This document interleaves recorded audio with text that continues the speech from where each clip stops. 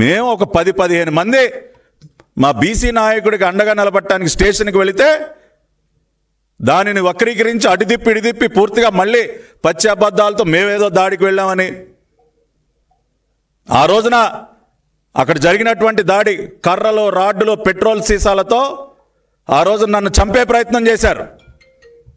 ఆ రోజు నా బాడీ గార్డ్స్, నా సెక్యూరిటీ, మా గన్మెన్, నా డ్రైవర్ నన్ను రక్షించబట్టి నేను ప్రాణాలతో బయటపడ్డా. లేకపోతే ఆ రోజున అక్కడే అయిపోయేది.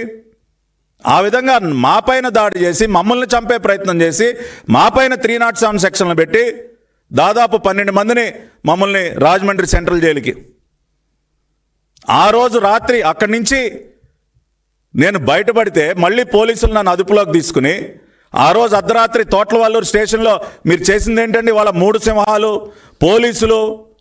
పోలీసుల యొక్క కర్తవ్యం, చాలా పాఠాలు చెప్తా ఉన్నారు.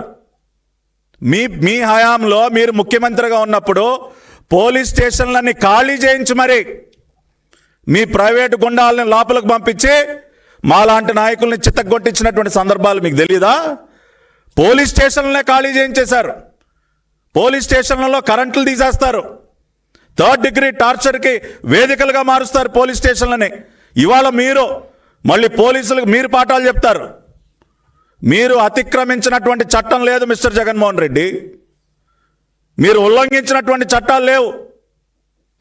ఇవాళ కనీసం మహిళను కూడా చూడకుండా, ఇవాళ ఇక్కడ ఉన్నారు కళ్యాణి గారు, ఇదే కేసులో ఏప్రిల్లో ఆవిడ ఇంటికి వెళ్ళి కనీసం ఆవిడ నేను రెడీ అయ్యే దుస్తులు మార్చుకుని వస్తానన్నా సరే వినకుండా ఆవిడ బెడ్రూమ్లోకి వెళ్ళి ఆవిడని బలవంతంగా బయటికి తీసుకొచ్చినటువంటి సంఘటన మీకు తెలీదా? ఒక మహిళ కనీస గౌరవం ఇవ్వాలన్నటువంటి ఇంగిత జ్ఞానం లేకుండా మీ ప్రభుత్వం ఆ రోజున ప్రవర్తించింది.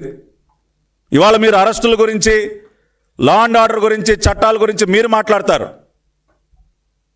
కాబట్టి వాళ్ళు ఒకటే నేను చెప్తా ఉన్నాను, ఆ రోజున గన్నవరం సంఘటనలో జరిగినటువంటి వాస్తవం, వంశీ గారి అరాచకాలని ప్రశ్నిస్తున్నటువంటి దొంతు చిన్నా గారి పైన జరిగినటువంటి దాడి, ఆయనకు అండగా నిలబడటం కోసం మేము ఆ రోజున పోలీస్ స్టేషన్కి వెళ్ళినటువంటి సందర్భంలో బలహీన వర్గానికి చెందినటువంటి నాయకుడికి అండగా నిలబడటమే నేరంగా భావించినటువంటి వంశీ, అతని సైకో మూక మా పార్టీ కార్యాలయాన్ని తగలబెట్టారు, మా పైన దాడి చేశారు.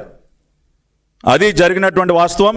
రెండోది, ఆయన ఇందాక ప్రెస్ మీట్లో చాలా అమాయకంగా వంశీకే పాపం తెలియదండి, సత్యవర్ధన్ గారంట, సత్యవర్ధన్ తానంతటికి తానే పాపం ఆటోలో కోర్టుకు వెళ్ళి వాంగ్మూలం ఇచ్చాడంట. ఆయన అన్న మాటలు, అయ్యా జగన్ రెడ్డి గారు చూడండి వీడియో,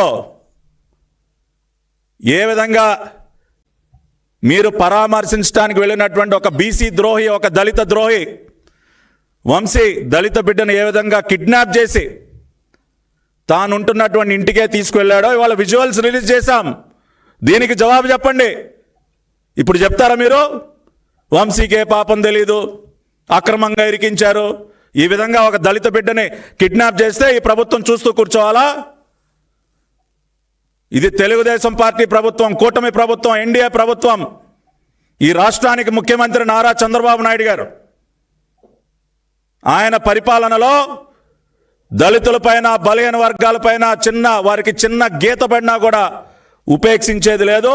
కఠినమైనటువంటి చర్యలు ఉంటే ఆ రకంగానే ఇవాళ వల్లభనేని వంశీ అనేటటువంటి ఒక దళిత ద్రోహిని ఇవాళ అదుపులోకి తీసుకున్నాం.